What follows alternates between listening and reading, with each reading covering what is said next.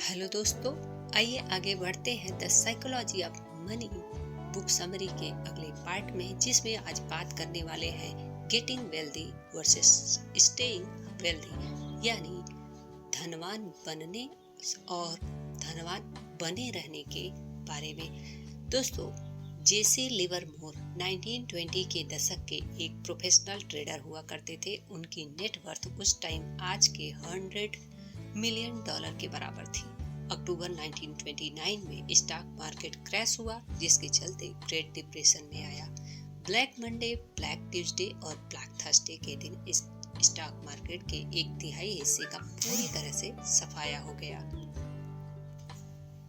ना जाने कितने ही इन्वेस्टर और ट्रेडर ने इस स्टॉक मार्केट क्रैश के चलते सुसाइड कर लिया था। 29 अक्टूबर के दिन जेसी लिवरमोर की फैमिली भी बड़ी बेसब्री से उनके घर लौटने का इंतजार कर रही थी। उनकी वाइफ ने सोचा कि जेसी भी बाकियों की तरह दिवालिया हो गए होंगे, लेकिन नहीं, वो किस्मत वाले थे। बाकी ट्रेडर्स और इन्वेस्टर्स ने शर्त लगाई थी कि स्टॉक मार्केट अभी और ऊपर चढ़ेगा, लेकिन जेसी ने शर्त लगाई थी कि स्टॉक मार्केट का प्राइस गिरेगा। अक्टूबर 29 को ही उन्होंने $3 बिलियन कमाए थे। जेसी ने अपनी वाइफ से कहा कि वो जो चाहे वो कर सकते हैं, लेकिन 1929 के स्टॉक मार्केट क्रैश के दौर में जेसी बहुत ज्यादा अमीर हुए थे, जबकि दूसरी तरफ अब्राहम जर्मनस्की नाम का एक रियल एस्टेट डेवलपर का बहुत बुरा अंत हुआ था। 1920 के दशक में इस अमीर ने खूब पैसे कमाए और मल्टी मिलियनियर बन गया। अब्राहम ने अपना सारा पैसा स्टॉक मार्केट में लगा दिया और ये शर्त लगाई कि स्टॉक की कीमत आगे और बढ़ती रहेगी। अक्टूबर 26 को ब्लैक थर्सडे के दिन लापता हो गया। उसे आखिरी बार न्यूयॉर्क स्टॉक एक्सचेंज के सामने खड़े देखा गया था। उसके सुसाइड करने के कुछ दिन बाद उसकी लाश मिली थी। दूसरी तरफ जेसी लिवरमोर ने ओवर कॉन्फिडेंट होकर स्टॉक में और ज्यादा पैसे लगाया। 4 साल बाद स्टॉक मार्केट में उनका सारा पैसा डूब गया। जेसी कंगाल हो चुके थे और 1933 में वो चुपचाप कहीं गायब हो गए। बाद में पता चला कि अब्राहम जर्मनस्की की तरह उन्होंने भी सुसाइड कर लिया था। जेसी और अब्राहम दोनों बहुत अमीर हुए, लेकिन उन्हें ये पता नहीं था कि इस अमीरी को बरकरार कैसे रखा जाए। ऐसी कई वीडियोस और बुक्स हैं जो लोगों को अमीर बनना सिखाते हैं, लेकिन बहुत कम लोग ये सिखाते हैं दोस्तों कि अमीर कैसे रहा जाए और अपने फाइनेंस को कैसे मैनेज किया जाए। इस बुक के author Morgan Housel financial success को एक वर्ड में डिस्क्राइब करते हैं: सर्वाइवल, यानी टिक पाना। फोर्ब्स 400 सबसे अमीर अमेरिकन्स के लिस्ट का हर डिकेड में टर्नओवर रेट 20% रहा है, जिसका मतलब है कि हर डिकेड के बाद इस लिस्ट में 20% नाम बदल जाते हैं। वो इसलिए क्योंकि अमीर होना और अमीर बने रहना दो अलग अलग स्किल है। अमीर होने के लिए आपको बाहर निकलना पड़ेगा, रिस्क लेने होंगे और ऑप्टिमिस्टिक बने रहना होगा। अमीर बने रहने के लिए आपको हम्बल और कंजूस बनना पड़ेगा। आपको ध्यान रखना होगा कि किसी भी वक्त आपसे सब कुछ छिन सकता है। आपकी सक्सेस में किस्मत का बहुत बड़ा रोल है, इसलिए कभी ये मत सोचना कि आपके साथ आगे से भी सब अच्छा ही होगा। माइकल मोर्टिस सिकोया कैपिटल के चेयरमैन से जब पूछा गया कि उनकी फर्म इतनी सक्सेसफुल कैसे बन पाई, जहां बाकी के फर्म्स 5 या 10 साल से ज़्यादा नहीं टिक पाते, वहीं सिकोया 40 सालों से मजबूती से अपनी जगह बनाए हुए हैं। माइकल ने कहा कि सिकोया में उन्हें हमेशा कंगाल होने का डर सताता रहता है।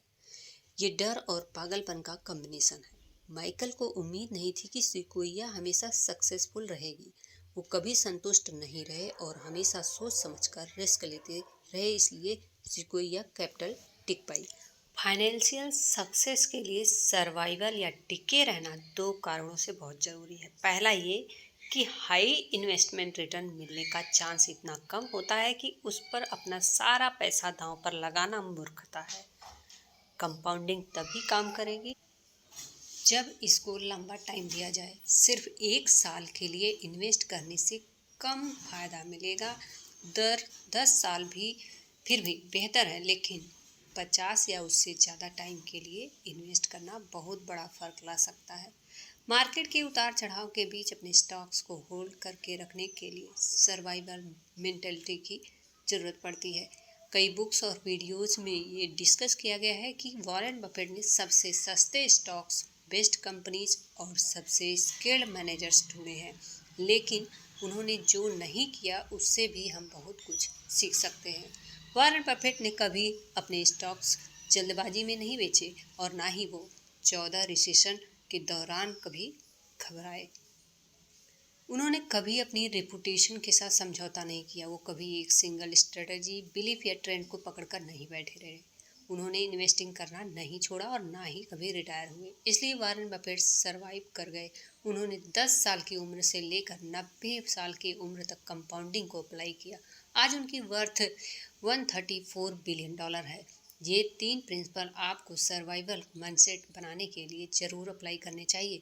सबसे पहले तो आपको फाइनेंशियली अनब्रेकेबल होना पड़ेगा। अगर आप कंपाउंडिंग को अपना मैजिक दिखाने का मौका देंगे तो आपको बहुत बड़े रिटर्न्स मिलेंगे। बुल मार्केट के वक्त कैश को होल्ड करना मुश्किल होगा। इस समय स्टॉक्स के प्राइस हाई होंगे तो आप इन्वेस्ट करना चाहेंगे, वरना आपको लगेगा कि आप बहुत कुछ मिस कर रहे हैं। जैसे एग्जांपल के लिए आपकी सेविंग्स बैंक में आपको 1% कमा कर देती है, जबकि स्टॉक का 10% एनुअल इंटरेस्ट होता है, यानी पूरे 9% का फ़र्क हो गया। लेकिन अगर आपके पास बियर मार्केट के दौरान कैश है और आप बेचने के लिए मजबूर नहीं है तो आपकी सेविंग्स पर आपको पर ईयर सिर्फ 1% रिटर्न मिलेगा, बल्कि उससे ज़्यादा मिलेगा, क्योंकि जब स्टॉक प्राइस कम थे तो आप पैसों को लेकर बेताब नहीं हुए थे।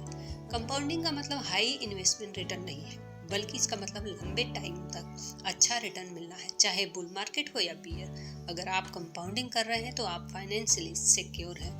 सर्वाइवल मेंटेलिटी के लिए अगला प्रिंसिपल है प्लानिंग अच्छी होनी चाहिए। हालांकि जो हम प्लान करते हैं हमेशा वैसा नहीं होता है। जैसा कि एक कहावत है, लोग प्लान करते हैं और ऊपर वाला हंसता है। आइए एग्जाम्पल से समझते हैं। आप 2000 से अपनी इनकम, इन्वेस्टमेंट रिटर्न और सेविंग रेट प्लान करते आ रहे हैं, लेकिन इस पीरियड के दौरान दुनिया में कई घटनाएं घट जाती हैं, जैसे कि 9/11 का टेररिस्ट अटैक, 2008 का इकोनॉमिक रिसेशन और कोविड-19 पैंडेमिक। इसलिए प्लानिंग करते वक्त ये मत सोचिए कि सब परफेक्ट होगा। गलतियों के लिए तैयार रहिए। इससे आपको एक सेफ्टी नेट मिलेगा, ताकि अगर चीज़ें प्लानिंग के हिसाब से नहीं हुई तो कम से कम आप तैयार तो रहेंगे। रूम फॉर एरर यानी गलती की गुंजाइश को मार्जिन ऑफ सेफ्टी भी कहते हैं। ये आप एक्स्ट्रा बजट, लूज टाइमलाइन या फ्लेक्सिबल थिंकिंग के फॉर्म में कर सकते हैं। अगर आपके प्लान फेल हुए तो ये फैक्टर्स आपको उस वक्त इजीली बाउंस बैक करने में मदद करेंगे। सर्वाइवल मेंटालिटी का लास्ट प्रिंसिपल है सेंसिबल ऑप्टिमिज्म का होना। इसका मतलब है कि आप सक्सेसफुल होने की उम्मीद कर सकते हो, पर अगर कोई चैलेंज आए तो उसका सामना करने के लिए भी तैयार होना चाहिए। सेंसिबल ऑप्टिमिज्म का मतलब है बेहतर फ्यूचर की उम्मीद रखना, चाहे अभी आपको कितने ही चैलेंजेस का सामना करना पड़ रहा हो। आप ऑप्टिमिज्म और पागल तो दोनों हो सकते हैं। आपको हर तरह के चैलेंज से निपटने के लिए शॉर्ट टर्म पैरानोया की जरूरत पड़ती है और सरवाइव करने और फाइट करने जारी रखने के लिए लॉन्ग टर्म ऑप्टिमिज्म की जरूरत पड़ेगी। जैसे लिवरमोर में सेंसिबल ऑप्टिमिज्म की कमी थी और वो ओवर कॉन्फिडेंट और घमंडी हो गए थे। उनका फोकस सिर्फ शॉर्ट टर्म सक्सेस पर था। जेसी ने इस बात पर ध्यान नहीं दिया कि बियर मार्केट यानी मंदी का दौर कभी भी आ सकता है, इसलिए उनके सारे पैसे डूब गए। तो दोस्तों, इसी के साथ इस सेशन को इस पार्ट को हम अलविदा कहते हैं। मिलते हैं इस बुक की और भी समरी बाकी है, तो मिलते हैं नेक्स्ट वीडियो में।